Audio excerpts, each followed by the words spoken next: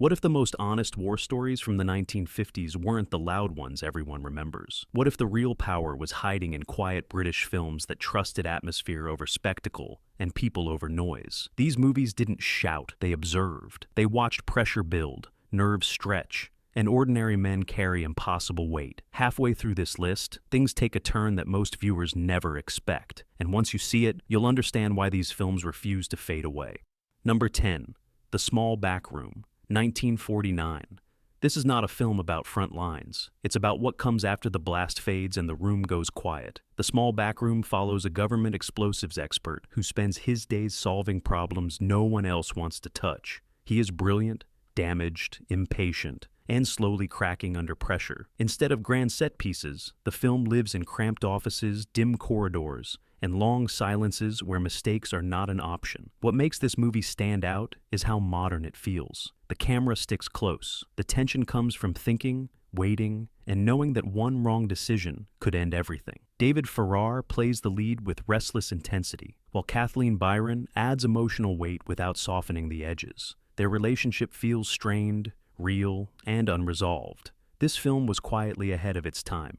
It focused on nerves, responsibility, and the mental cost of constant danger. British audiences understood it. Later generations mostly forgot it. But watch it now, and you'll see a blueprint for every serious pressure-driven thriller that came after. This is a war film without noise, and that's exactly why it works. Number 9. The Way Ahead, 1944. Even though it was made during the war, this film shaped how British war stories were told throughout the 1950s. The Way Ahead begins with a group of ordinary civilians who barely know how to stand in line, let alone survive training. Slowly, painfully, they are turned into something else. Not heroes, not legends, just men who learn discipline and trust. David Niven leads the cast with a calm authority that never turns flashy. The film avoids speeches and instead shows change through routine. Marching, waiting, making mistakes, learning to listen. It feels almost instructional at times, and that is exactly the point. This is how service actually worked for most people. By the 1950s, this film was constantly shown, discussed,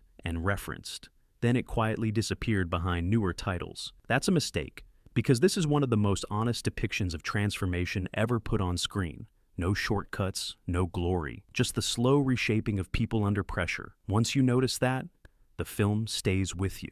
Number 8. The Sea Shall Not Have Them, 1954. This film takes place where fear feels endless. Open water, cold wind, long hours with nothing to look at but waves. The Sea Shall Not Have Them focuses on airmen stranded after their aircraft goes down, and the crews tasked with bringing them home. There is no rush here, just waiting, scanning, and holding on to hope longer than feels reasonable. What makes the film special is its restraint. Instead of dramatics, it leans into exhaustion. People grow quiet, movements slow. The danger is constant but never shouted. Michael Redgrave delivers a grounded performance that feels lived in, not performed. This is a movie about patience and endurance, about how survival often depends on teamwork rather than bravery. It never tries to impress you. It simply shows you what the job demanded. That honesty is why it still works decades later. This is one of those films that feels forgotten only because it never asked for attention in the first place. And number 7, Appointment in London, 1953. Appointment in London is not a story about speed or spectacle. It is a story about responsibility and how heavy that responsibility becomes when every decision carries consequences you cannot undo. Dirk Bogarde plays a squadron leader whose real work happens far from the runway. Most of the film unfolds in briefing rooms, narrow corridors, and quiet offices where orders are given and then lived with. Bogarde keeps everything tightly controlled. There are no grand speeches or outward displays of confidence. You see the strain in pauses, in looks held a second too long, in the way he listens more than he speaks. The film understands that leadership often means standing alone after everyone else has left the room, sending others forward, staying behind with the weight of that choice. When the film was released, it was treated as just another service drama. Solid, respectable, easy to overlook. But time has been kind to it. What once seemed restrained now feels honest. This film knows that command is not about bravery in public. It is about living privately with decisions that never fully fade.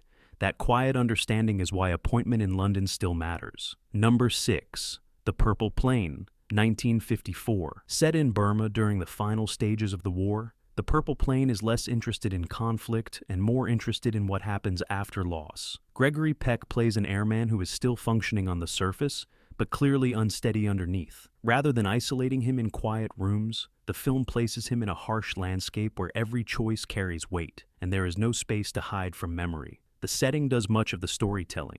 The jungle feels endless and exhausting. Heat presses in from every direction. Distance turns simple tasks into ordeals. Peck's performance is restrained and reflective, which was unusual for him at the time, and that restraint makes the character feel real. He speaks less. He listens more. You can sense the effort it takes just to keep moving forward. What the film does especially well is balance movement with reflection.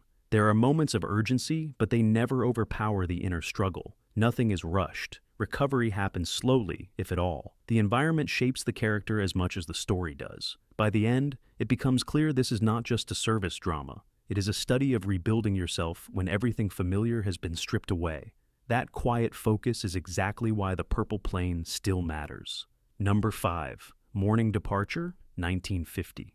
This is a war film built almost entirely on waiting, and it understands how frightening waiting can be. Morning Departure unfolds inside a damaged submarine resting on the sea floor, cut off from the surface and from certainty. The crew is alive, but only just. Air is limited, time stretches, rescue feels possible one moment and impossible the next. The film never lets you forget that balance. Instead of panic, the story leans into discipline. Procedures are followed carefully. Voices stay calm even when pressure builds. John Mills leads the cast with steady authority, playing a commander who knows that order is the only thing keeping everyone together. The film spends long stretches in tight spaces, letting silence and repetition do the work. Nothing is rushed, nothing is wasted. What makes Morning Departure so effective is its patience. It understands that real tension does not come from speed or noise. It comes from stillness, from listening to instruments, from counting minutes without knowing how many remain. When it was released, the film was praised for realism, then slowly slipped from public conversation. That is unfortunate. Because this is one of the most controlled and effective survival stories of its era, built entirely on restraint. Number 4. The Net, 1953. The Net is one of the most unusual British service dramas of the 1950s because it focuses on something most films ignore: information, screens, signals, the quiet systems working in the background while everything else depends on them. This is not a story about action. It is a story about attention.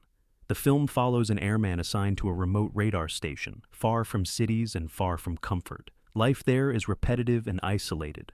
Long hours, harsh weather, little human contact.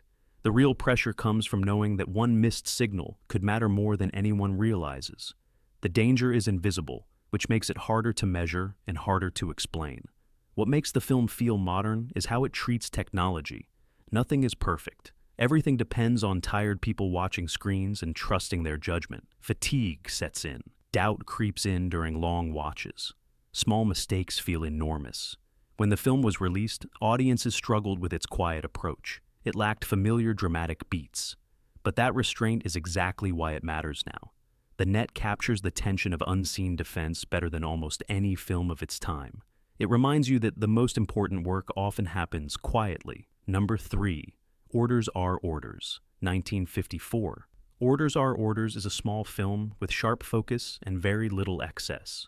Set in Italy, it follows a group of captured British officers facing a situation where duty and judgment begin to collide. There are no daring escapes or sweeping moments. Instead, the story unfolds through conversations, disagreements, and long stretches of uncertainty. The strength of the film lies in its restraint. The stakes are personal rather than large scale.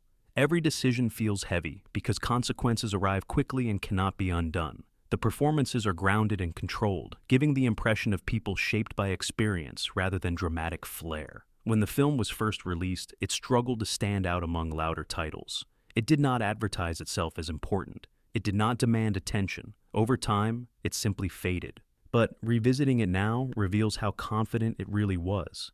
This is a story about responsibility and consequence, about how following instructions becomes complicated when circumstances change. The film trusts the audience to sit with discomfort instead of rushing toward easy answers.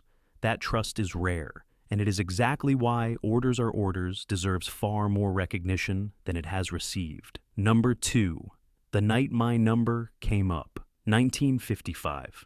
Few films from the 1950s explore fear as quietly as this one. The Night My Number Came Up follows aircrew members living with routine danger and an unsettling sense of inevitability. There is no clear enemy, no dramatic turning point, just probability, timing, and the feeling that outcomes may already be decided. Michael Redgrave delivers one of his most controlled performances, calm on the surface, deeply unsettled underneath.